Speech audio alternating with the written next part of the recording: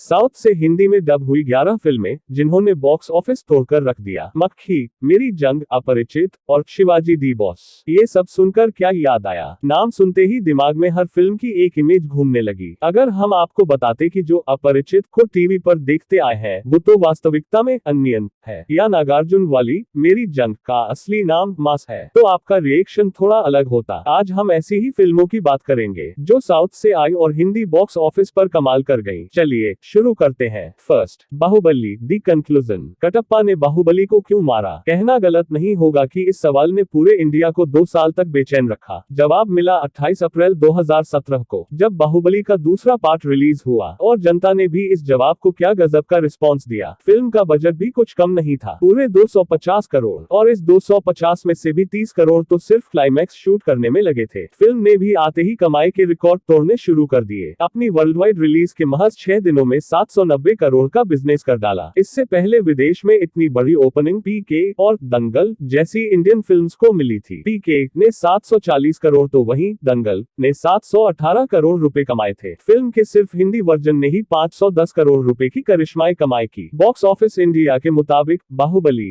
दी conclusion India के अंदर सबसे ज्यादा कमाई करने वाली फिल्मों में टॉप पर है, करीब 709 करोड़ रुपए के कलेक्शन के साथ। इसके बाद लिस्ट में दूर दूर तक सिर्फ बॉलीवुड की फिल्में दिखती हैं। हालांकि दुनिया भर में सबसे ज्यादा कमाई करने वाली इंडियन फिल्म की लिस्ट में ये दूसरे स्थान पर है। फिल्म का अब तक का वर्ल्ड वाइड कलेक्शन है करीब 1796 करोड़ का। लिस्ट में पहले पायदान पर दंगल है। सेकंड, रोबोट 2.0 2018 इंडियन सिनेमा की सबसे महंगी फिल्म, करीब 570 करोड़ के बजट में बनी। 2.0 के बारे में एक और बात खास है, इसे 3D में शूट किया गया था। बनाया था डायरेक्टर शंकर ने। रोबोट, अपरिचित, हिंदुस्तानी और शिवाजी द बॉस जैसी फिल्में दे चुके हैं। पिछले 25 सालों से फिल्में बना रहे हैं, लेकिन आज तक एक भी फिल्म नहीं पिटी। 2.0 29 नवंबर 2018 को रिलीज हुई और पहले ही दिन फिल्म ने 118 करोड़ का वर्ल्ड वाइड कलेक्शन कर लिया। सिर्फ इतने पर ही नहीं रुकी, पहले ही हफ्ते में वर्ल्ड वाइड कलेक्शन का नंबर 520 करोड़ पर पहुंच गया। फिल्म के हिंदी वर्जन ने कुल 190 करोड़ रुपए कमाए। फिल्म 2010 में आई रोबोट यानी एंदिरन का सीक्वल थी। कहानी पिछले पार्ट के 8 साल बाद शुरू होती है। वसीकरण ने अब नया रोबोट बनाया है, नाम है नीला। मानता है कि ये चिट्टी के मुकाबले ह्यूमन इमोशन को बेहतर समझ पाएगा। तभी अचानक शहर में हर जगह से सेल फोन गायब होने लगते हैं और एक बड़ा पक्षी तबाही मचाना शुरू कर देता है। मजबूरन चिट्टी को वापस लाया जाता है इस पक्षी से लड़ने के लिए। फिल्म में इस पक्षी का किरदार अक्षय कुमार ने निभाया, जिस रोल के लिए सबसे पहली choice Hollywood actor Arnold Schwarzenegger थे। थर्ड, साहो 2019 बाहुबली सीरीज के बाद सबकी प्रभास से उम्मीदें बढ़ गई थी। वेट कर रहे थे कि इंडियन सिनेमा के बाहुबली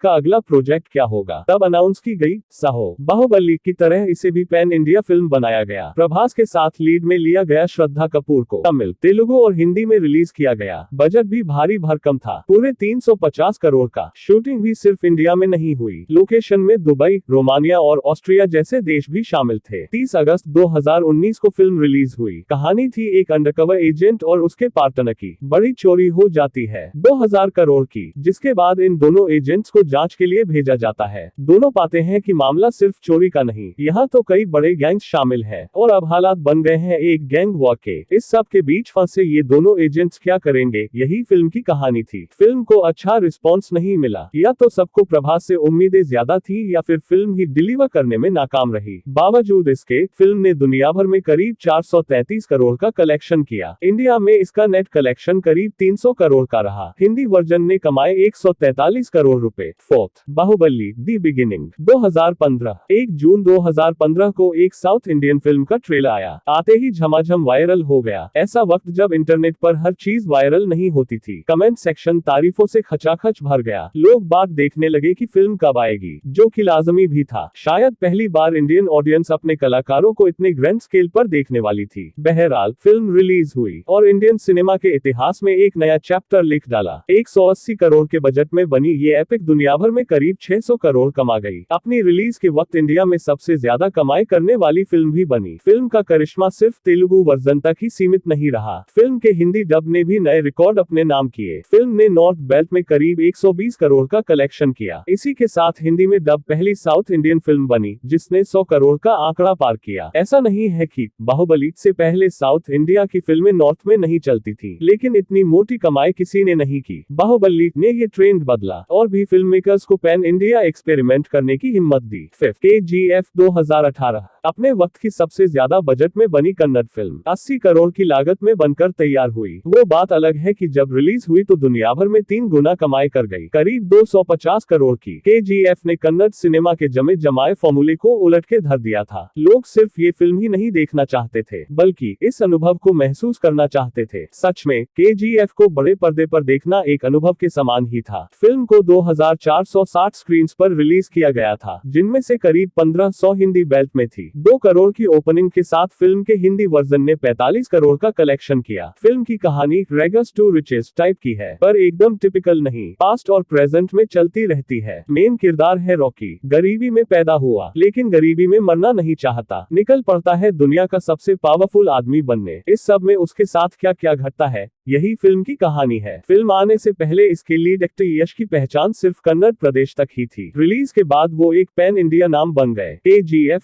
शाहरुख खान की फिल्म जीरो के साथ रिलीज हुई थी। बॉक्स ऑफिस पर ऐसा तूफान मचाया कि जीरो का मार्केट पीट के रख दिया। सिक्स्थ, कबाली 2016 थलाइवा रजनीकांत की फिल्म, जिनका नाम भर जुट जाने से थिएटर भर जाते हैं। फिल्म ने गैर हिंदी भाषाओं और विदेश में अच्छा बिजनेस किया, इतना अच्छा कि अब तक कोहराम मचाने वाली बाहुबली द बिगिनिंग की कमाई को विदेश में पीछे छोड़ दिया, वो भी बड़े मार्जिन से। बाहुबली ने करीब 75 करोड़ कमाए थे, वहीं रजनीकांत की फिल्म ने 260 करोड़ का कलेक्शन कर डाला। कबाली के हिंदी वर्जन ने पहले हफ्ते में करीब 22 करोड़ रुपए का बिजनेस किया था। हालांकि दूसरे हफ्ते में इस आंकड़े में बड़ा ड्रॉप देखने को मिला, 90% का ड्रॉप, लेकिन फिर भी हिंदी में डब फिल्मों के बिजनेस के लिहाज से इसके 28 करोड़ रुपए का कलेक्शन कम नहीं। इंडिया में फिल्म को तमिल, तेलुगु और हिंदी में रिलीज किया गया था। फिल्म की कहानी का बड़ा हिस्सा मलेशिया में आधारित है, यही वजह है कि इसे वहां की मलय भाषा में भी रिलीज किया गया था। मलय में रिलीज होने वाली ये पहली तमिल फिल्म बनी। कहानी थी कबाली की, जो मलेशिया में काम करने वाले तमिल मजदूरों के लिए लड़ता है। किसी झूठे आरोप में फंसाकर उसे जेल पहुंचा दिया जाता है। 25 साल बाद लौटता है। जिन्होंने उसके साथ गलत किया उन सबको ढूंढने, अपना बदला लेने। सेवंथ, एंदीरन 2010 कुछ फिल्मों के लिए कहा जाता है अहेड ऑफ देयर टाइम, यानी अपने समय से आगे। 2010 में आई एंदीरन के लिए ये बात फिट बैठती है। बाहुबली के आने के बाद बहुत कुछ बदल गया, लेकिन उससे पहले साउथ की इस फिल्म का हिंदी ऑडियंस के बीच बोलबाला था। तमिल में एंदीरन के नाम से रिलीज हुई इस फिल्म को हिंदी ऑडियंस रोबोट के नाम से पहचानती है। फिल्म के नाम एक और रिकॉर्ड था, उस वक्त की सबसे महंगी इंडियन फिल्म होने का। हालांकि ये रिकॉर्ड आगे जाकर इसी के सीक्वल ने तोड़ा। रोबोट ने यानी एंदीरन के हिंदी वर्जन ने टोटल 24 करोड़ रुपए कमाए। 2001 में शंकर ने नायक बनाई थी, अनिल कपूर और रानी मुखर्जी के साथ। ठीक उसके बाद रोबोट अनाउंस कर डाली कमल हासन और प्रीति जिंटा के साथ। हालांकि डेट्स की वजह से प्रोजेक्ट अटक गया। शंकर भी दूसरी फिल्मों में बिजी हो गए। 2008 में रजनीकांत को लीड रोल ऑफर किया गया, वो मान गए और फिल्म का काम आगे बढ़ा। फिल्म की कहानी वसीकरण से शुरू होती है। साइंटिस्ट है चिट्टी नाम के एक सुपर रोबोट का आविष्कार करते हैं, लेकिन आर्ट की संस्था चिट्टी को अप्रूवल नहीं देती। कहती है कि तुम्हारा रोबोट मानवीय भावनाएं नहीं समझ सकता। चिट्टी की ये कमी पूरी करने के लिए उसे इमोशन दिए जाते हैं और यहीं से पूरी कहानी घूम जाती है। चिट्टी अपने ही रचयिता के सामने आ खड़ा होता है। वसीकरण अब क्या करता है, यही फिल्म की कहानी है। 8 विश्वरूपम 2013 हिंदी ऑडियंस को कमल हासन के नाम से परिचित करवाने की कोई जरूरत नहीं, क्योंकि उन्होंने भी कमल की फिल्में नायकन, चाची 420, हे राम और विश्वरूपम बड़े चाव से देखी। फिल्म के हिंदी वर्जन ने अपने पहले हफ्ते में 11.5 करोड़ रुपए का बिजनेस किया। हिंदी वर्जन का टोटल कलेक्शन रहा 19 करोड़ रुपए। वहीं